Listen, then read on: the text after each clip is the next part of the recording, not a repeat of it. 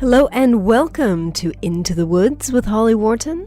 This podcast has evolved over the 5+ years since it first launched. From now on, I'm going to be talking about deepening your connection with yourself, taking inspired action, and really trusting yourself and your intuition. And also mindset, of course, but mindset of all kinds, not just business mindset. I think. Things are changing for me, as you may have noticed if you've been following me online or listening to this podcast, so anything goes here. I hope you stay along for the ride. Thank you so much for joining us today, and now let's get into this week's episode. Hello and welcome to the Into the Woods podcast, episode 325. This is your host, Holly Worton, and I'm back with another solo episode. Today's episode is inspired by an email I received from a listener who was commenting on the episode 323 with Joanna Hennon from a couple of weeks ago, which is about knowing yourself. I found this email really interesting and I wanted to share a clip of it with you. So listener said, "Nature helps me to find my inner peace, allows me to breathe better, and even sometimes lie on the ground floor next to flowers and grass where I indulge into some private thinking time without any interruption. Have I come to any exciting realizations, you ask? Well, I can say I definitely have, and my most recent one was establishing my life goals for the next 50 to 60 years from now. You must think it's ambitious, but I believe with a little help and a fresh air has established myself where I want to be in 50 years' time. One such moment before the end of August, I was sat down with nature and a pen and paper, and I plotted where and what I want to achieve in my 20s, 30s, 40s, 50s, and even my 60s and 70s. So, I was pretty impressed with this. I certainly did not have that level of clarity about my life when I was in my teens, much less my 20s. I did not start really planning my life and setting my goals until I was in my mid-30s, which is pretty late. I mean, better late than never, but yeah, I wish I had started earlier. So I started thinking, what has each decade of my life been like so far? And what do I want future decades to be like? And I realized that I spend a lot of time setting goals for each upcoming year and each upcoming kind of quarter and months, but it's been ages since I really took the time to look this far into the future. I think this is a fantastic exercise in life planning and reality creation, and no matter where you are in life or how old you are, I urge you to take the time to do the same. So let's have a think about this. What I did before I started this episode was basically I just sat down and wrote 20, 30, 40, 50, 60, 70, 80, 90, 100. Who knows how long we're going to live, but let's assume 100 because people are living longer and longer these days. And something that I've been reflecting on a lot is that, a lot of us still think about retiring in our early to mid 60s, but really that's kind of ridiculous because it means that we're going to have several decades before we die without income. And assuming obviously some of us prepare better than others for retirement and plan to become financially free and invest and have passive income coming in from investments. Most people aren't like that. So looking at the average person who has just worked a job and, maybe has a pension or some kind of small retirement fund and plans to retire at age 60 or 65, that's a lot of years without an income coming in. And it's a lot of years to do nothing if you don't have a plan. And I've seen people get to that point where they're retired, they don't have hobbies, they don't have, much of a social life, they don't have enough stuff going on, and they don't have goals, and they haven't planned what their retirement is going to be like. So no matter when you want to retire, I think it's really, really important to sit down and plan our lives, our goals for each decade all the way up through how far we think we're going to live. Let's go with 100. So I think it is useful to start with retirement. When do you want to retire? What age would that be appropriate for you? What age do you want to retire? And what does retirement look like to you? Do you want to keep on doing maybe volunteer work? Do you want to work on more creative projects? But what does that look like for you? And I think retirement is a really clear kind of line in the sand that we draw in our lives where we move into a very different phase of our life. So maybe start with that. Like, when do you want to retire? And some people, of course, want to achieve financial independence and retire early, and that's fine too. But if you don't have a plan, then that retirement's not going to be very meaningful. So that's part of our plan here. And then kind of work back from there. So depending on what age you're at now or what decade you're in, start with your 20s. Let's assume that you've already, let me speak for myself. I'm 46 right now, so I'm mid-40s, heading into late 40s. So 20s. 20s are usually an age of like trying new things, experimenting, getting to know ourselves through experience and seeing what works for us, seeing what doesn't work for us. I didn't really do a lot of that. I went to university, I went to grad school, quit grad school before I got my degree to start my first business. I was in my mid-20s when I started my first business, and I just went straight into really hardcore entrepreneurship, working long hours, living a very stressful life. And, I didn't try a lot of new things during that second half of my 20s, but I did one big thing for 10 years that I know is not what I want to do ever again. So it was one big, long experiment where I learned a lot of things. Basically learned what I do not want to do with the rest of my life. So, like I said, that was kind of mid-20s to mid-30s. I kind of feel like your 30s is the decade where you continue to get to know yourself, hopefully. For me, that journey didn't really start until my mid-30s. But it's continuing to learn from life's experiences about who we are, what we want in life, where we are in life. Do we like that? Do we not like that? And then planning the rest of our life accordingly. I really think that our 20s and 30s are a time when we should be spending time getting to know ourselves above all else, really being mindful about the choices we make, the decisions we make, and whether we want to continue down that path or start pivoting onto new paths. Again, I didn't really do this until my mid-30s, and that was when I started on my personal development journey. I wish I did it earlier, and I love hearing from listeners who have started on that path earlier. I love that because, I wish that had been me. But it wasn't, so start when you can.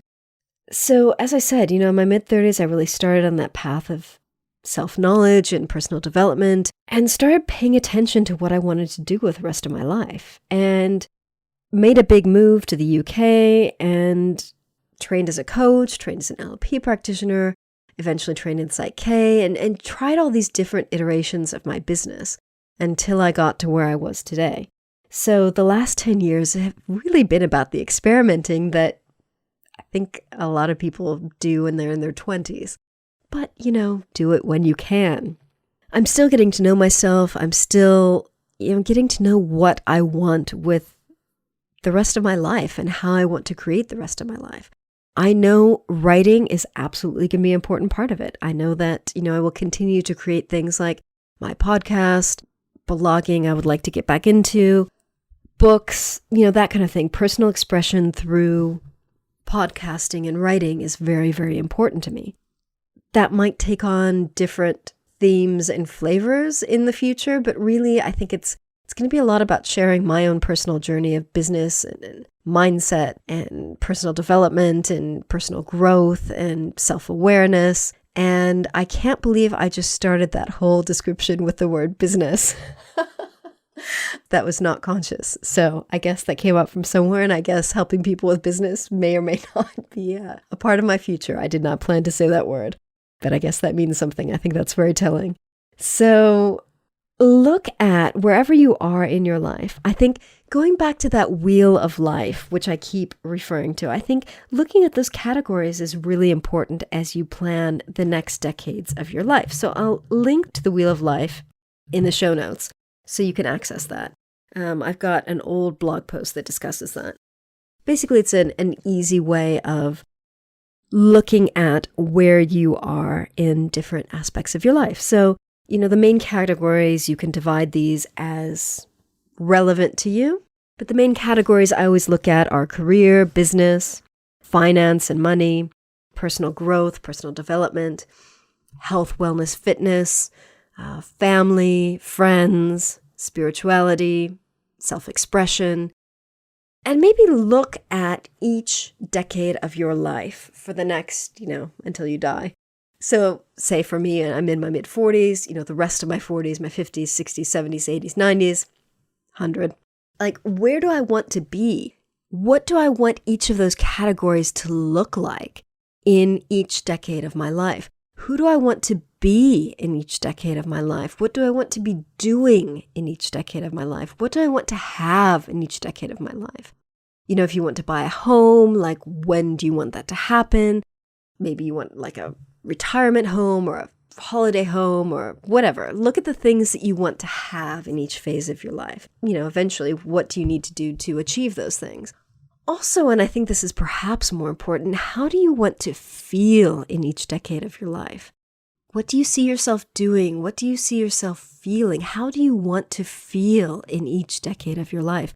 And, there may be an overarching theme to how you want to feel, but I think it probably will be different. Look at giving back. How do you want to be giving back? How do you want to be donating your money, your time? What causes are important to you? And that may change in each decade of your life. That may change as you grow older and you get new interests. But I think giving back is a really important part of life that you also need to consider. And that may or may not be important to you. So if it isn't, just ignore me. When I started Googling, how goals for each decade of your life, all that came up was financial goals for each decade of your life. And I found so many blog posts on how to set financial goals for each decade of your life. I think this is really important because also I'm at a phase in my life where I wish I had started earlier on, saving and investing and preparing for retirement.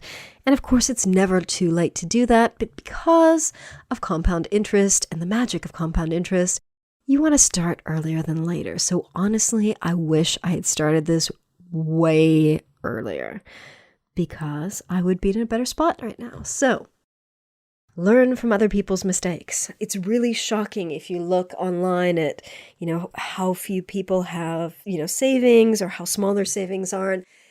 And even sadder to see how few people have investments. Interest rates in banks are terrible these days. So really what you want to be doing is investing somewhere where you can take advantage of compound interest to have your pot of money grow rather than just sit there, which is what it's like with most savings accounts. So no matter how old you are, make sure your financial situation is taken care of as well and that you are planning responsibly for your future so that your, later decades will be as comfortable and happy as you want them to be and so that you have as many options as you want to have.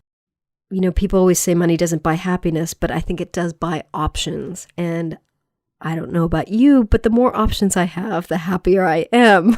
I've been in different places in my life where I had, lots of money. I've been in places where I had very little money.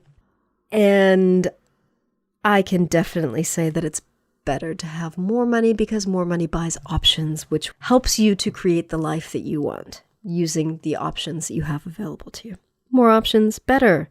Easier. That's a no-brainer. So really look at what you want each decade of your life to look like, feel like, be like. And then once you've kind of fleshed this out, and you might want to do this in your journal, leaving more than enough space for each decade. So maybe take several pages of your journal and just block them out and do one page for each decade. So for me, it would be, 40s, 50s, 60s, 70s, 80s, 90s, 100. And then just start writing. And then, I think this is something that, maybe you'd want to go back to over and over and revisit. And look at, as I said, the different categories for the Wheel of Life. Look at the things you want to be, do, and have. Look at how you want to feel. Look at giving back. Look at what you want to achieve in each decade of your life. What are your goals? Break that vision down into goals and look at the things that you need to do to get to that experience for each decade. I think once you have the overall vision, it's easy to create those goals. And what kind of legacy do you want to leave? What do you want to leave the world? I mean, for me, it's, I guess creating all of this content in terms of blog posts and podcast episodes and books.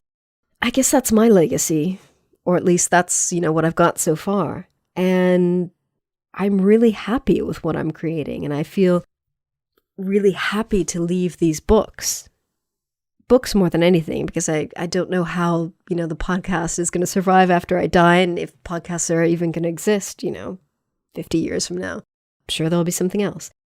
But let's hope books will always be around. Books are good. So I kind of feel like books more than anything are my legacy, but if, my overarching content is. So what kind of legacy do you want to leave to the world?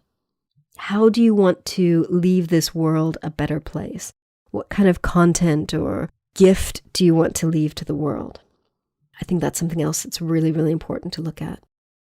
And I think it's really useful, like I said, to do this in various sittings. So maybe come back to it next week, next month, next quarter, next year, and kind of add to it and flesh out this vision and flesh out this plan and create those specific goals based on what you need to do to achieve these things.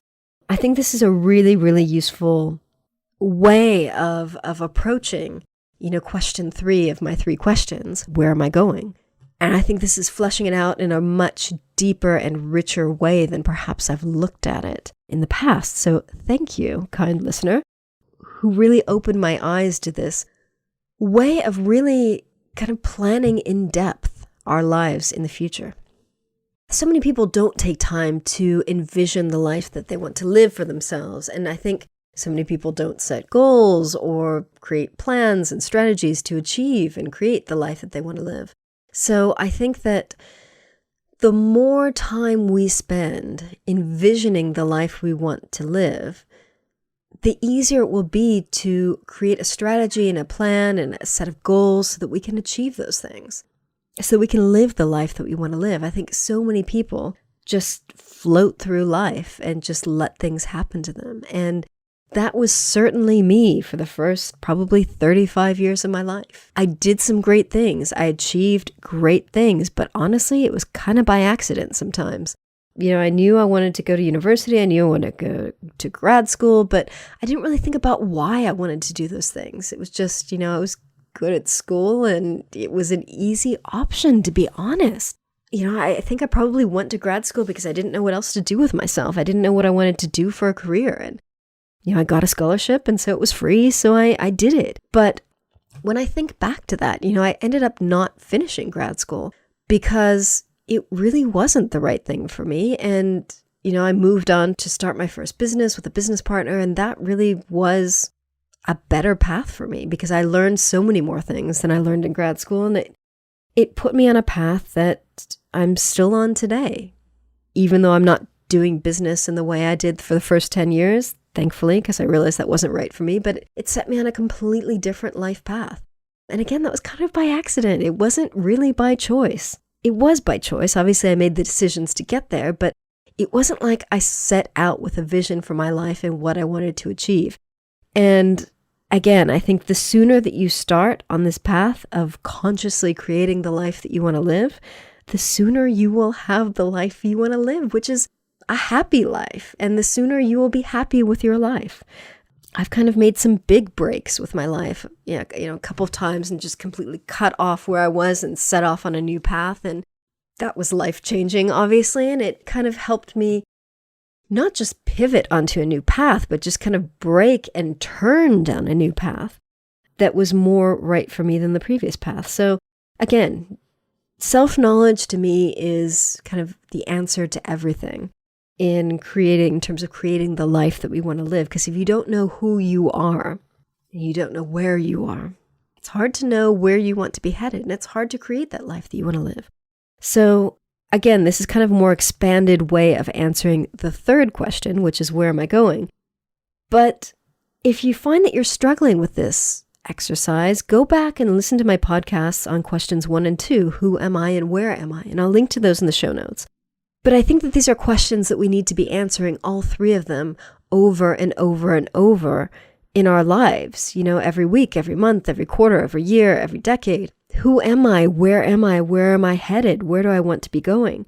And revisit this. But I think it's important to start today by looking at how we want to spend the next decades of our lives so that we can consciously create this life that we want to live.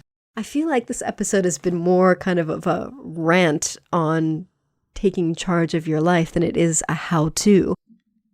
But I just think it's so important because, I've made so many bad decisions in my life because I wasn't stopping and taking the time to reflect on what I wanted to achieve, what I wanted to do with my life. So I encourage you to do as I say, not as I do. So to recap, how I would suggest doing this and how I've started doing this is to sit down and make a list of the decades. So take a page in your journal for each decade. So, 20, 30, 40, 50, 60, 70, 80, 90, 100. Sit down, go through that wheel of life, those categories in the wheel of life. And again, I'll link to that in the show notes. So look at what you want your life to look like in all of those areas in each decade of your life. I will really flesh out the show notes with all these different steps, but I think listening to this episode will give you a fair start on really fleshing out your vision of who you want to be, what you want to experience in each decade of your life. And again, this is like a working plan. It doesn't mean that you have to stick to this for the rest of your life. Obviously, as you grow and as you get to know yourself and as you change throughout life, your priorities are going to be different. The things you want to do, be, feel, have are going to be different. But if you start out now, wherever you are in life, no matter how old, young, or middle-aged you are, if you start out now by creating this really specific, clear vision and goals for each decade of your life, then you'll have something that you can use as a reference to build on as you grow and change and get to know yourself. Because again, if you keep going on this path of self-knowledge and personal development, the more you know yourself, the more you'll be able to refine this vision for your life. So, thank you again, kind listener, for that email. If you are listening to this and you've never emailed me your thoughts on an episode, please do. I really, really appreciate it. My email is holly@hollyworton.com. You can share your thoughts on episodes, ideas for future episodes. I'm always willing and open to hear suggestions for future episodes. Some of my favorite episodes are the ones that people have sent in as suggestions. So please, please, please, if you have an idea, send it to me. You can email me again at holly@hollyworton.com or find me online and get in touch there. And I would also love for you to join me on Patreon. If you head over to patreon.com/hollywharton, you can join me there. Membership starts at just $1 a month, and you get exclusive access to content I don't share anywhere else, including a monthly Q&A and done-for-you mindset work. It's also a great way to give back if you feel like you get use and value out of this podcast and you want to support me in my continuing projects. I would appreciate that. So again, thank you so much for listening. If you enjoyed this episode, please let me know. I would love to hear from you. And remember to visit hollyworton.com/325 for the show notes on this episode. Thank you. Thanks so much for listening to Into the Woods with Holly Worton. You can find more information about today's episode, including links for topics that were discussed, at hollyworton.com. That's HOLLYWORTON.com. If you'd like to connect with other listeners and get support on your journey, I would love for you to join my private community on Patreon. That's patreon.com/Holly Worton. That's patreon.com/Holly Worton. Thank you so much for listening, and I look forward to seeing you next week.